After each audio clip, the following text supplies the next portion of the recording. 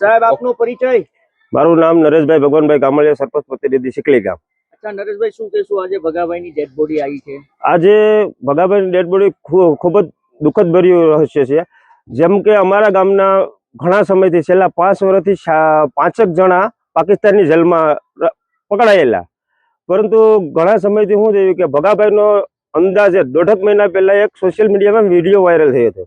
એની તબિયત બહુ ખરાબ હતી, તો જેને કારણે નાની શું કન્ડિશન છે કે દવા ગોળી આપે છે, મેડિકલ છે, એના કોઈ એંધાણો નથી. એના પરિવારે વારંવાર રજૂઆત કરી છે, અમે પણ રજૂઆત કરી છે, તો આ વસ્તુનો કોઈ નિકાલ નથી આવ્યો અને અંતે અમારે ભગાભાઈની બોડી એક્સેપ્ટ કરવી પડી છે. તો સરકારશ્રીને અમારી એવી રજૂઆત છે કે અમારા ગામના છેલ્લે આ 4 જણા છે એને વહેલી તકે છોડાવવામાં આવે અને પરત સિકલી ગામ મોકલવામાં આવે. આ બેન, તમારું નામ શું છે? મારું નામ લાભુબેન. અચ્છા બોલો બેન, શું હતું? અમારા ઘરવાળા 5 વર્ષથી છે પાકિસ્તાનમાં. અમે એની માંગણી કરીએ. શું નામ છે તમારા ઘરવાળાનું? અમારા ઘરવાળાનું નામ કાનારામ. 5 વર્ષથી 5 વર્ષથી કઈ ન થતું. શું કહો છો સરકારને? સરકારને અમારે માંગણી કરીએ છીએ અમે કે અમારા માણસોને છોડે હવે અમારા ઘરવાળાને.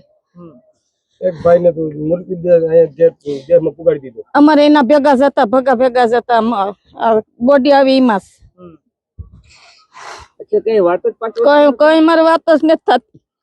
મોદીજીને શું કહેશો? મોદીજી અમે જતા ગાંધીનગર તો ના અમારે કઈ સંભાળ લીધી નહીં. પછી અંબાલાલ લઈને આવી જતા અમે તો કે આપણું કઈ આવતું નથી કે